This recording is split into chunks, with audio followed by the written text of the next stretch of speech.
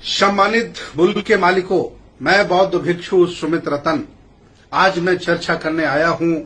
एक बहुत बड़ा राजवंश है जिसे भारतीय प्राचीन इतिहास में नंद वंश कहा जाता है। जो लोग इतिहास पढ़े होंगे वो जानते होंगे कि सबसे पहले सम्राट महापद्मनंद ने केंद्रीय प्रणाली से शासन करने की नींव डाली। छोटे छोटे राज्यों को मिलाकर के बड़ा राज्य बनाया और वो पहले चक्रवर्ती सम्राट थे। हालांकि वो कुलीन नहीं थे। इतिहास में कहा जाता है कि वो छोटी जाति के थे, नीच जाति के थे, अर्थात वो नाई समाज के थे। नाई, सैन, सविता, जिसे अलग अलग राज्यों में अलग अलग नाम से पुकारा जाता है, ये शासक जाति है। अखंड भारत को खंड भारत को अखंड करने में इनका बहुत बड़ा योगदान है। महापद्मनंद के बाद उग्रसेन आए, भूतराष्ट्र आए, राष्ट्रपाल आए, इसके बाद कैवर्त आए, अंत में घनानंद आए। ये लगभग 9 राजाओं का शासन है। इन्होंने बुद्ध की संस्कृति को आत्मसात करते हुए इस भारत देश पर शासन किया।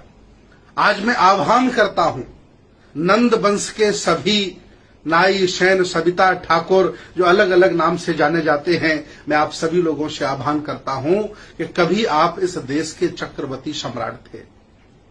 इस देश को आपने संभाला और आज आखिर आपको क्या हो गया है कि आप पूरे देश में सामाजिक, राजनीतिक, धार्मिक, आर्थिक व्यवस्था में कहीं दिखाई नहीं देते हो।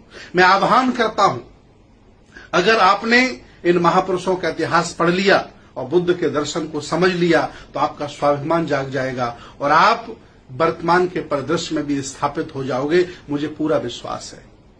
आप विद्वान थे, साहसी थे, लड़ने वाले थे, बहादुर थे, इसीलिए अल्पजन लोगों ने आपको बहुत छोटा काम दिया, बाल काटने का।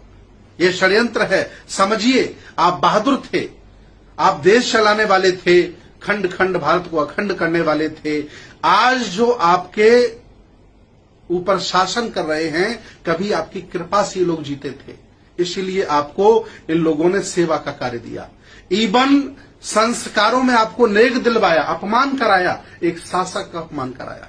मैं आज आपके अंदर स्वाभिमान भरना चाहता हूं और अपील करना चाहता हूं कि आप साधारण लोग नहीं हैं। आप छोटे लोग, असहाय लोग, कमजोर लोग, कोई बाल काटने वाले नहीं हैं। आप खंड खंड भारत को अखंड करने वाले हैं। आप महापद्मनंद के खानदान के लोग हैं। 9 राजा आपके हुए हैं। बहुत बड़ा पाटलिपुत्र का शासन आपने संभाला है। छोटे छोटे राज्यों को एक बड़ा रूप देने का काम किया है। इतना ही नहीं, नाई, सैन, सविता समाज के लोग सुन लो,